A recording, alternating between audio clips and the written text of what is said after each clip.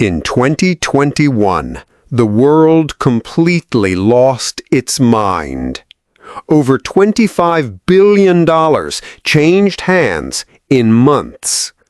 People were buying digital pictures of goofy cartoon monkeys for more money than a luxury mansion. An artist named Beeple sold a single digital file for a staggering $69 million.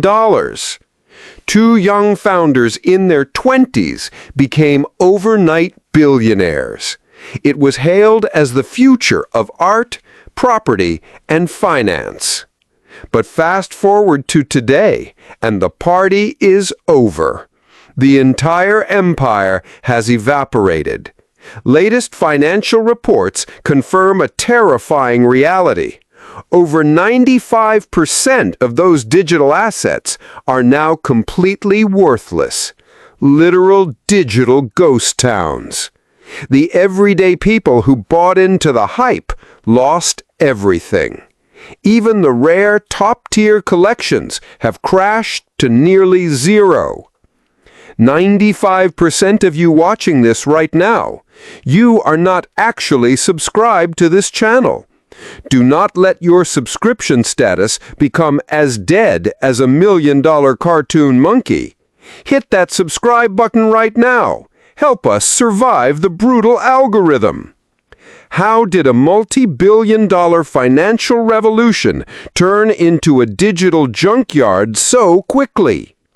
The truth involves hidden celebrity marketing scams, millions of dollars in predatory trading fees, and a fatal technical flaw that meant buyers didn't even own the images they paid for. This is the spectacular rise and total unhinged fall of the digital art bubble. Welcome to another Boardroom Breakdown.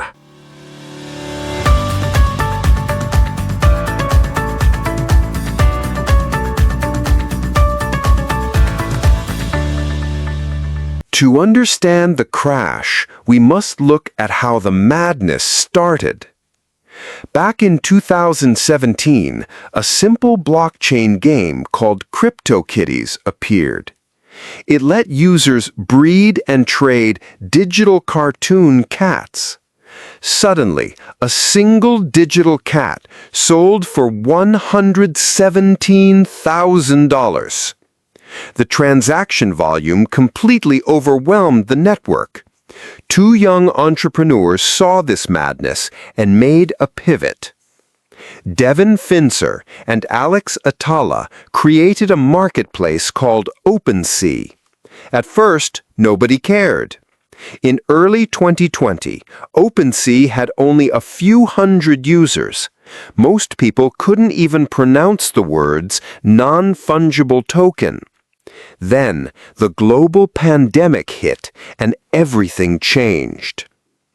Suddenly, billions of people were trapped at home, staring at screens. Internet traffic instantly spiked by over 60%. At the exact same time, governments printed trillions of dollars in stimulus checks.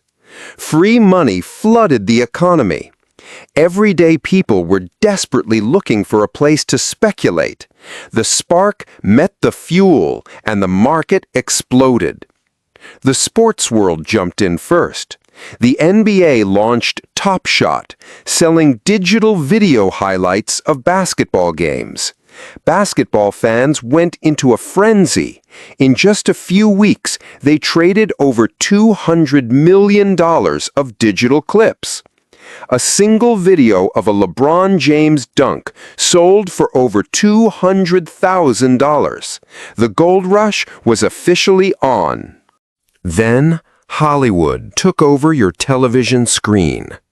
In early 2022, Jimmy Fallon and Paris Hilton stood on national television.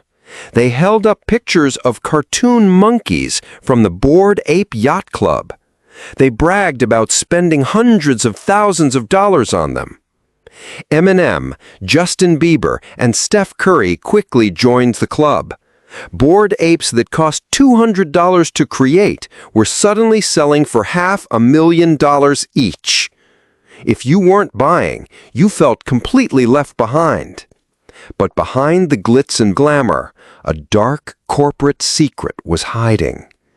A consumer watchdog group investigated these massive celebrity purchases. They discovered the shocking truth. These weren't organic investments by passionate collectors. They were allegedly hidden, undisclosed corporate marketing promotions. Companies paid celebrities massive fees to trick their fans into buying the tokens, artificially inflating the prices. Once the investigation went public, Justin Bieber quietly deleted his promotional posts.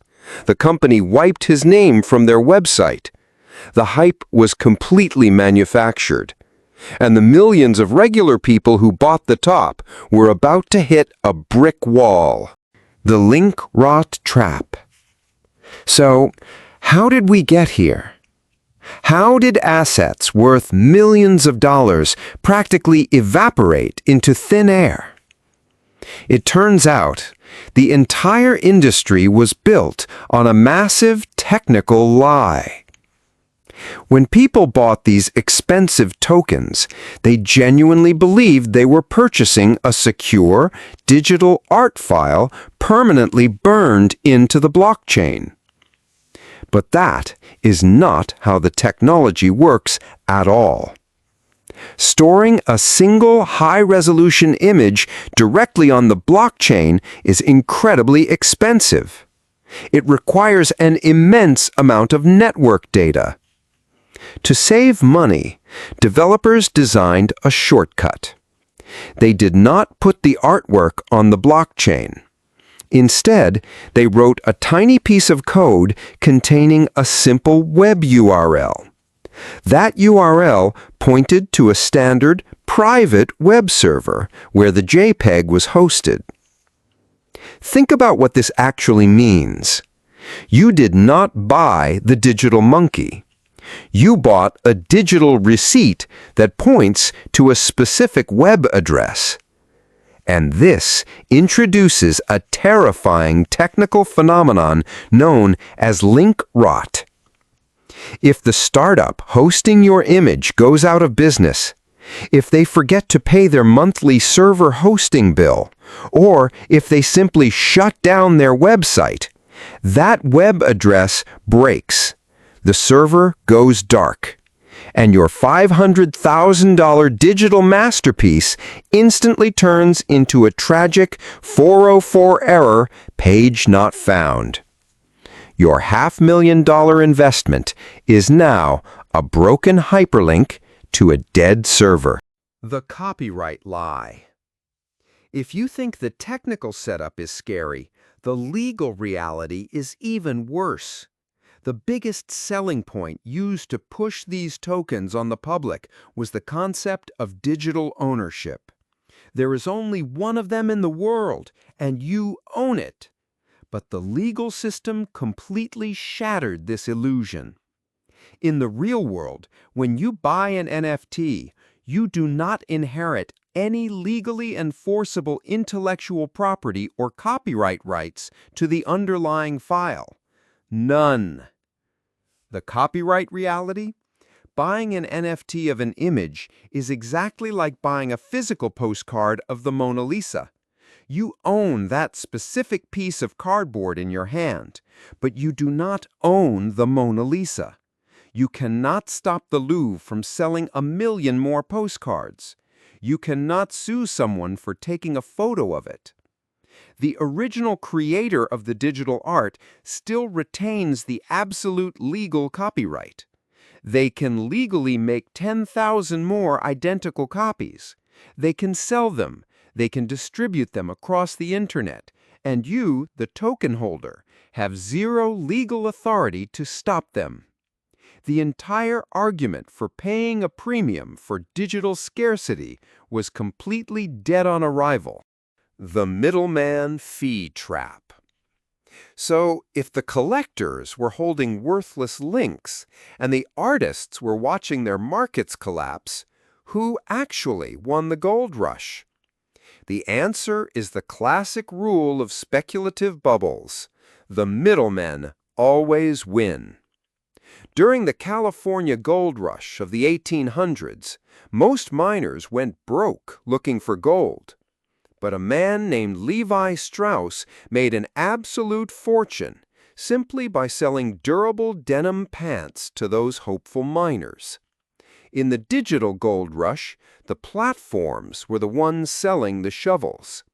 Marketplaces like OpenSea did not rely on the volatile price of the tokens. They charged fees on every single step of the process.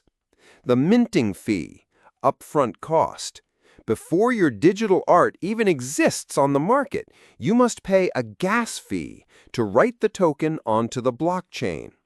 At peak network congestion, this could cost up to $100 just to list the item. The marketplace seller fee at the point of sale. If you are lucky enough to actually find a buyer, the marketplace takes a direct percentage of the final sale price, on average 10.5%. The currency exchange fee, cashing out. To actually spend your earnings in the real world, you have to convert your cryptocurrency back into cash, triggering yet another round of transaction and withdrawal fees. This created a devastating financial trap for everyday creators. A landmark study by researcher Kimberly Parker revealed that during the absolute peak of the market, over 50% of all NFTs sold for $200 or less. Think about the math there. If you sold a digital drawing for $50 but spent $80 in blockchain minting fees and transaction fees, you did not make a profit. You actively lost money on a successful sale. In some extreme cases, these layered transaction fees accounted for over 100% of the total sale price, leaving the seller at a net deficit. The everyday people hoping to get rich were systematically drained of their cash, while the platforms processed billions of dollars in guaranteed fee revenue. By mid-2022, the NFT market was already running on fumes. The initial excitement was gone, and the space was completely oversaturated with millions of cheap, low-effort copycat projects. Everybody was trying to mint a quick fortune, but nobody was left to actually buy them. Then came the final, devastating blow. In November 2022, the third largest cryptocurrency exchange in the world, FTX, completely collapsed into bankruptcy. It was revealed that the platform had been engaging in massive, multi-billion-dollar fraud, using customer funds to bail out sister trading firms. The shockwaves crippled the entire Web3 ecosystem. It triggered a liquidity death spiral. Because NFTs were bought using highly volatile cryptocurrencies, when the price of Ethereum and Solana plunged by over 70%, the underlying buying power of the market completely vanished. Overnight, the remaining liquidity dried up entirely. Investors panicked, trying to sell their tokens at any price, only to realize there were absolutely no buyers left on the other side. The digital music had officially stopped. Today, we are looking at the wreckage of what was once hailed as a $25 billion empire. The latest financial and blockchain reports confirm a brutal, unavoidable reality. 95% of all NFT collections are now worth absolutely nothing. Over 23 million everyday investors are holding tokens with zero transactions, zero buyers, and a market value of $0. But what about the top-tier, blue-chip collections, the ones that people bought for the price of a luxury mansion? Even those have been completely decimated. The numbers tell a story of total destruction. If you look at the top tier of projects, the supposed gold standard of the NFT world, 18% of them are now literally valued at $0. Another 41%? They are hanging on by a thread, trading for between $5 and $100.